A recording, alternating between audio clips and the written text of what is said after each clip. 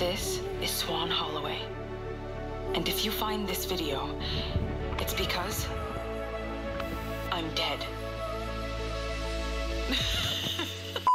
Hello and welcome back to the channel, where today we are discussing Dontnod's next game to be released later this year, Lost Records, Bloom and Rage. Still waiting for an actual release date to be confirmed, but for now it's coming out late 2024, so let's just hope they stick with that. If you have any theories on what could happen in this game, let me know in the comments down below. So, as you will have seen recently, especially if you've been watching this channel for the last week or two, Life is Strange Double Exposure comes out in October. But before that, we got the teasers for Dontnod's newest project, Lost Records, Bloom and Rage. I'll play the teasers for you now to watch and then we will discuss.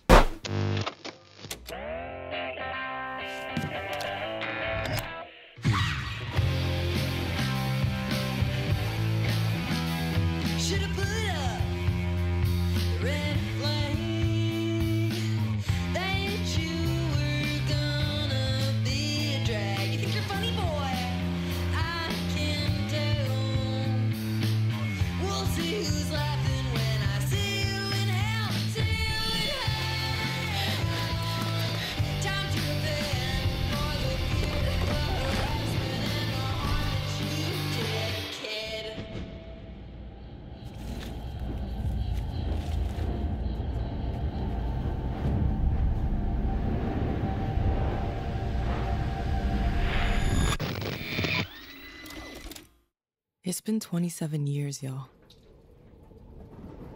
Why now?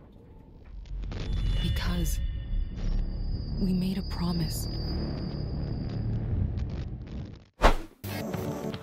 Hello, little bird.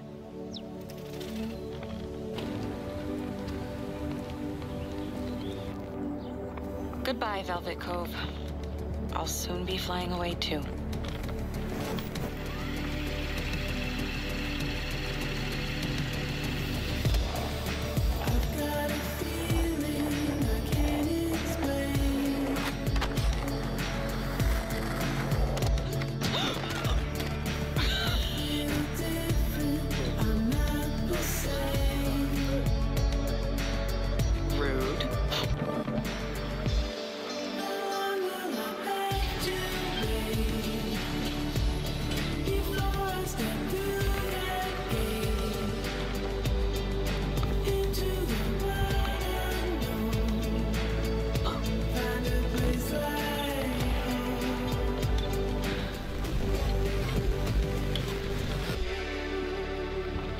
This is Swan Holloway. And if you find this video, it's because I'm dead.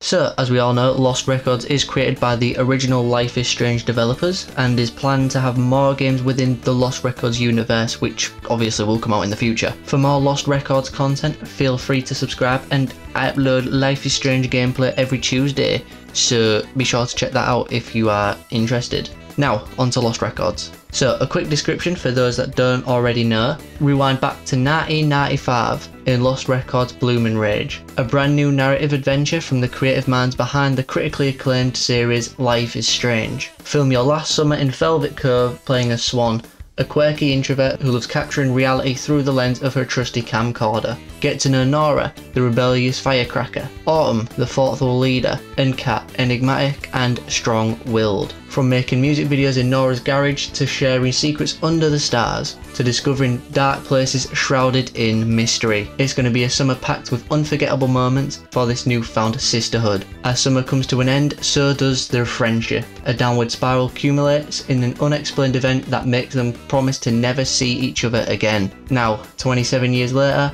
fate reunites them to confront the long-buried secret that they left behind in 1995. The girls' promise made all those years ago forever altered the course of their lives. The reason behind this promise is in your hands as you make choices both in the past and the present, shape the narrative of both timelines in 1995 and 2022. What really happened that summer? So, reading that, it sounds like we will jump between past and the present, making choices that affect how certain characters will interact with one another and who may be affected by whatever happened that summer. In an interview with Dirtnod, they stated that Lost Records Bloom & Rage follows the story of 4 friends, those being Swan, Autumn, Nora and Kat, who spend a summer together in 1995. As they hang out in Velvet Cove and begin to bond, something happens that changes everything. We won't discover what happens exactly, that something is until the game releases later this year, but it's enough to stop them speaking to one another for 27 years. The group will have their own distinctive personalities that will either bring them closer together or make them clash,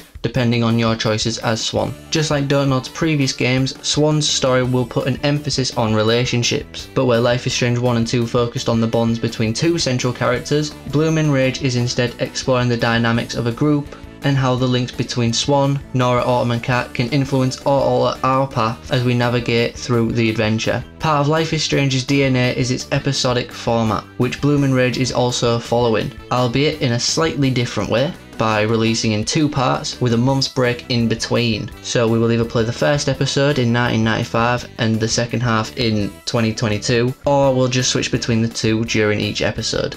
And with only 2 episodes for the full game, you know that they're going to be a few hours long at least. Playing as one person in a group of 4 probably means that we'll definitely be able to either side with the group or go rogue whenever we want. But I do reckon that the choices from 1995 will affect how someone reacts to meeting us again. My predictions for the game is that we will travel between both times during each episode, but whatever we choose in 1995 will affect what we can do in 2022. I also think that the group will walk into the forest like everything's normal before finding out the glowy thingy, which one of them will probably touch or interact with in some way, which will inevitably result in the forest fire which nearly kills one of us off. We all live and go our separate ways until Swan, who we play as, looks back at her camcorder which has a lot of what happened documented. So we rally the troops and finally find out what that glowing thing was in the woods. But those are just my thoughts and theories. If you agree or disagree, be sure to let me know and subscribe whilst you're there if you want. I'll see you tomorrow for the next one.